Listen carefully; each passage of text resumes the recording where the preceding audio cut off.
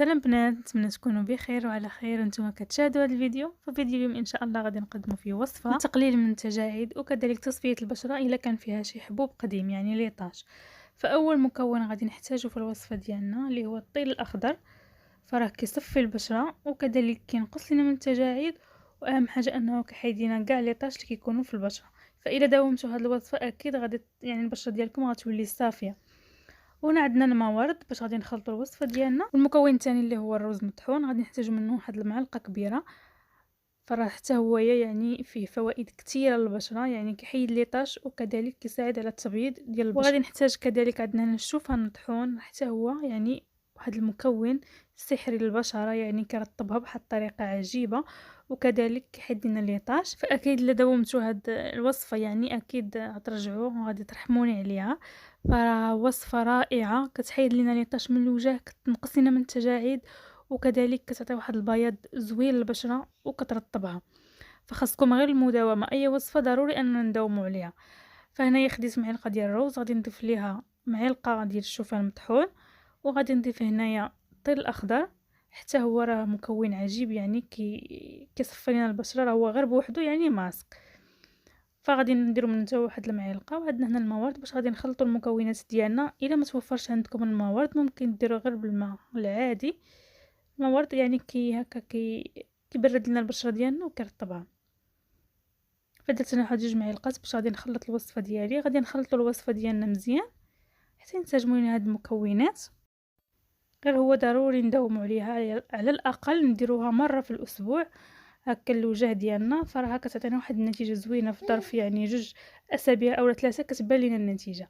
فانا هنا من بعد ما خلطت الوصفه ديالي غادي نديروها على الوجه ديالنا بهذه الطريقه.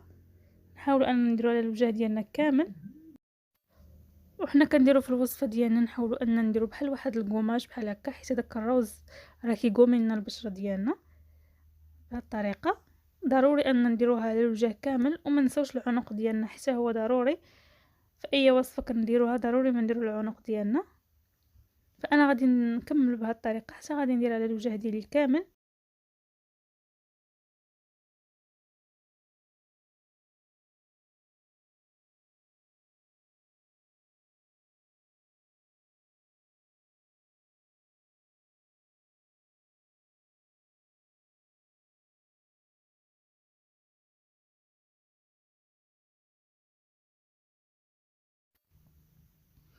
فانا هنا بعد ما كملت الوصفه ديالي على الوجه ديالي كامل والعنق غادي نخليها واحد المده ديال ربع ساعه حتى تبدا تنشف معنا كيف ما لاحظتوا، حتى كتنشف بهذه الطريقه. دابا دازت تقريبا واحد ربع ساعه. فدابا غادي نرش الوجه ديالي بالموارد باش غادي نفزقو شويه ونقوميه مزيان مزيان.